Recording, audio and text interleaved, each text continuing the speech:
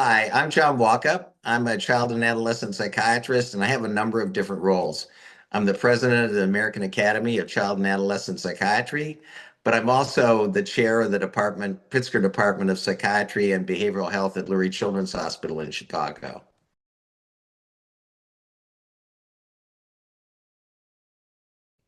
So this is a hot topic, and I think taking from the American Academy of Child and Adolescent Psychiatry, it's a workforce issue. We need all hands on deck to address the behavioral health problem that we see, whether it's in urban areas, because there are some deserts, if you will, even in urban areas, as well as in rural areas, and we need all physicians to be kind of engaged, particularly those from international training backgrounds.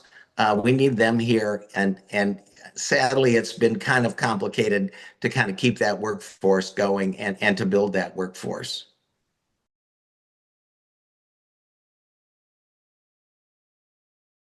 Yeah, so what we talk about, at Lurie Children's, is we have a collaborative care program, and we have a very active presence through education and training with our pediatricians within the Chicagoland area.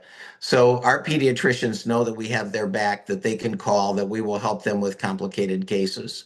Um, the other thing that we're seeing is that kind of model of a kind of a local model where a pediatrician has mental health professionals that they develop collaborations with. That's an important model. But also many states around the country have access lines where they can have a kind of a statewide resource to provide supports to pediatricians. There's two of those, two models within that. One is a very education heavy model where the pediatricians are trained actively by the kind of state agencies that provide that collaboration and consultation. And then there are other models that are just more kind of phone call heavy, if you will, that there's always somebody on the access line to pick up and talk with a pediatrician.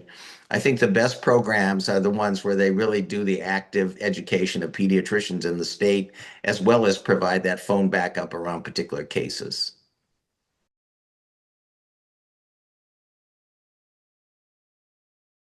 It's really interesting. We've been doing collaborative care here at Lurie Children's for the past 8 years. And what we found is there are pediatricians who have a feel for it, have a real interest in it, and they kind of pursue the education with a real fervor. And those are great allies for us. We've also noticed a group who are a little reluctant, a little bit more tentative, and a little bit more uncomfortable. And really, what we've done is we've tried to provide education in such a way that is readily accessible to them and also provide a ton of early kind of work, collaborative work with them to kind of get them over the hump. We're also identifying a group of pediatricians where this is something that they just never bargained for. And so I think the real challenge for collaborative and integrated care over the long run is really just thinking about how to kind of take those willing folks and kind of keep them engaged in the process, kind of help some of those people who want to be able to do it, but get them over the hump, but also begin to address some of the challenges that some pediatricians see in really building behavioral health into their practice. That for me is the challenge of the next 5 to 7 years. Um, that for me is really kind of putting it all together because we need all the pediatricians and all the child psychiatrists working together to address this mental health crisis.